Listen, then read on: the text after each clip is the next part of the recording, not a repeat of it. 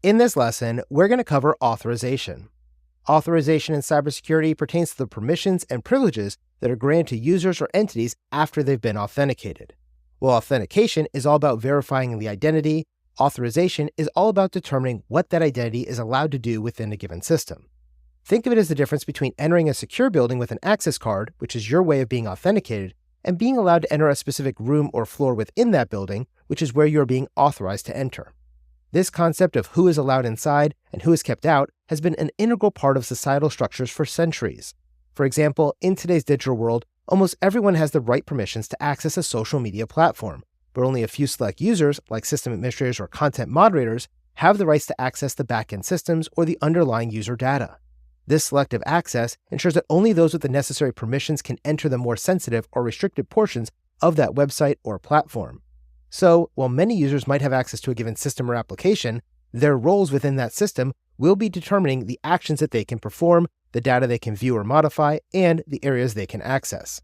Now, authorization mechanisms range from role-based to rule-based to attribute-based controls in order to determine what permissions each user is going to be given. Authorization mechanisms are important for us to protect our sensitive data, to maintain our system integrity, and to streamline the user experience too. First, let's talk about authorization in order to protect our sensitive data. By controlling who can access what, authorization ensures that sensitive or confidential data is accessible only to those with the proper clearance. Let's consider a network used by a hospital system. While a nurse might have access to the patient's vitals, only specific doctors or specialists might be authorized to alter treatment plans or prescribe medication using that system.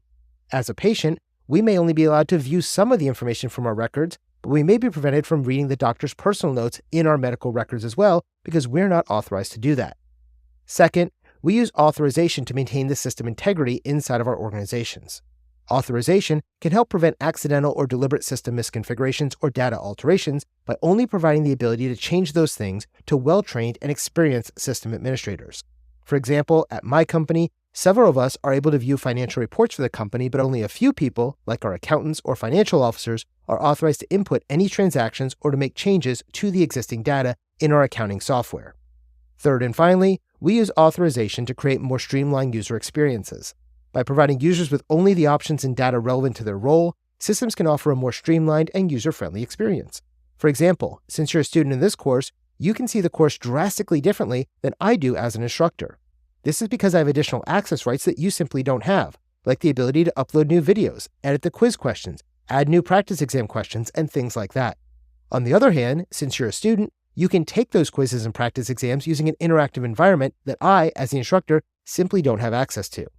So remember, when you think about authorization, I want you to envision it as a set of rules and policies that are used to dictate what actions users or entities can perform once their identity is verified. It's the system's way of saying, now that I know who you are, here's what you're allowed to do.